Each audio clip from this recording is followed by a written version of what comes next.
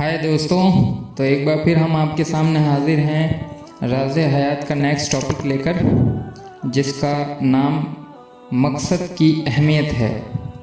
तो चलें शुरू करते हैं। जापान ने सन 1931 में चीन के मंचूरिया पर कब्ज़ा कर लिया और वहां अपनी पसंद की हुकूमत बना ली, जिसके बाद जापान और चीन के रिलेशन ख़राब हो गए। 7 जुलाई सन 1938 को बीजिंग के मार्क पोलो ब्रिज का किस्सा हुआ, जिसने दबे हुए जज्बातों को भड़का दिया और दोनों देशों के बीच लड़ाई शुरू हो गई, जो कि आखिरकार सेकेंड वर्ल्ड वॉर तक जा पहुंची। उस वक्त से चीन और जापान के बीच नफरत और तनाव के हालात पाए जाते थे। कुछ साल पहले दोनों देशों के बीच समझौता हुआ। उसके हिसाब से जापान को चीन में एक स्टील मिल बनानी थी, मगर समझौता पूरा होने के बाद चीनी हुकूमत ने इसको ख़त्म कर दिया। उस दौर के चीन के नए प्रधानमंत्री डेंग जियोपिंग ने ओपन डोर की पॉलिसी अपनाई, तो जापान को दोबारा मौका मिला। चीन में व्यापार के ज़बरदस्त अवसर मौजूद थे। जापान चाहता था कि इस अवसर का भरपूर इस्तेमाल करे। इस मकसद के लिए जापान ने अपने पुरानी कड़वी यादों को भुला दिया। एक रिपोर्टर के शब्दों में, जापान ने तय कर लिया कि वह चीन की तरफ से पेश आने वाली हर तकलीफ को एक तरफा तौर पर सहन करेगा। इस रिपोर्टर ने लिखा कि मेरे टोक्यो में ठहरने के दौरान रेडियो बीजिंग में ऐलान किया कि चीन एक म्यूज़ियम बनाएगा, जिसमें तस्वीरों के ज़रिए यह दिखाया जाएगा कि जापान ने चीन पर पहले क्या क्या जुल्म किए हैं। इस म्यूज़ियम की शुरुआत सन 1987 में होगी, जबकि मार्क पोलो के हादसे को 50 साल पूरे हो जाएंगे। जापानियों से जब इस खबर पर अपनी राय देने को कहा गया तो उन्होंने चुप्पी साधे रखी।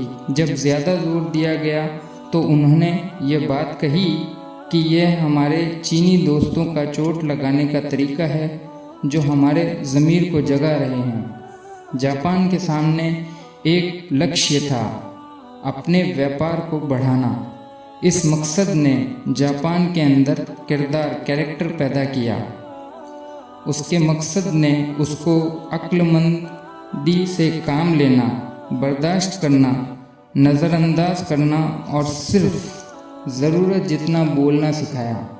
उसके मकसद ने उसको बताया कि किस तरह वो अपने पिछले वक्त को भुला दे और सारे झगड़े और शिकायतों को एक तरफा तौर से ख़त्म कर दे, ताकि उसके लिए मकसद तक पहुंचना आसान हो सके। सो गाइस, ये टॉपिक पढ़ने के बाद जो मैंने समझा है वो ये है कि जब किसी इंसान के सामने कोई ख़ास मकसद हो और वो उस मकसद को लेकर संजीदा हो, तो उसके लिए सिर्फ उसका मकसद ही प्रायोरिटी पर रहता है।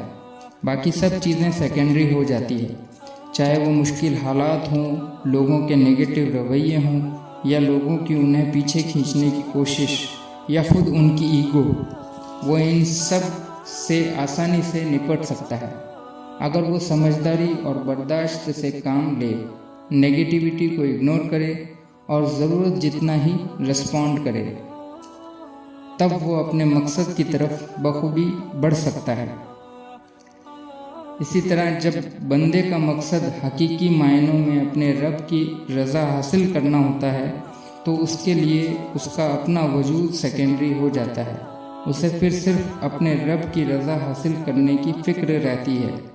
इंसानों की नाराज़गी या रवैये से फिर उसे तकलीफ़ नहीं। तो दोस्तों, उम्मीद करता हूँ कि आपको ये टॉपिक अच्छा लगा होगा। आप मुझे कमेंट में ज़रूर बताएं और इस ऑडियो को ज़्यादा से ज़्यादा शेयर करें, और फिर मिलते हैं अगले टॉपिक में। तब तक खुश रहें, आबाद रहें।